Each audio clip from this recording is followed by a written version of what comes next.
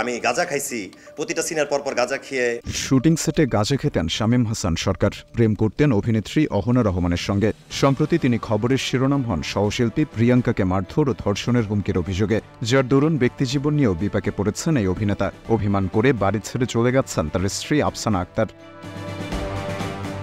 গত ৪ এপ্রিল আফসানা আক্তারের সঙ্গে বিবাহ বন্ধনে আবদ্ধ হন শামীম হাসান সরকার। সবকিছু ভালোই চলছিল, কিন্তু হঠাৎ করে অভিনেতার বিরুদ্ধে ওঠা অভিযোগ এবং মিডিয়াতে তার প্রাক্তন প্রেমিকা নিয়ে আলোচনা শুরু হলে অশান্তি শুরু হয় পারিবারিক জীবনে। জানা গেছে ৭ মে রাতে শামীমের স্ত্রী অভিমান করে বাসা ছেড়ে চলে গেছেন, তবে তিনি কোথায় গেছেন সে ব্যাপারে এখনও নিশ্চিত হওয়া যায়নি। কিছুদিন পরপরই নানা ইস্যুতে বিতর্কের মুখে পড়েন কন্টেন্ট ক্রিয়েটর ও অভিনেতা শামীম হাসান সরকার।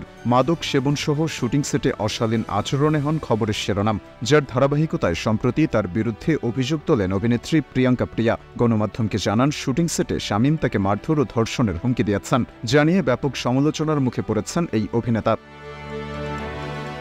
নিজের বিরুদ্ধে ওঠা অভিযোগ নিয়ে শামীম হাসান সরকার জানান, তার নামে আসা অভিযোগ মিথ্যা। তিনি গাঁজা খেতেন, এটা সত্য, তবে সেটা ২০২৩ সালের ঘটনা। এরপর থেকে তিনি আর এসব করেন না। বিয়ের পরে তো একদমই ভালো হয়ে গেছেন। এ সময় নিজেকে নিয়ে বলতে গিয়ে তিনি প্রসঙ্গ টেনে আনেন অভিনেত্রী অহনা রহমানের।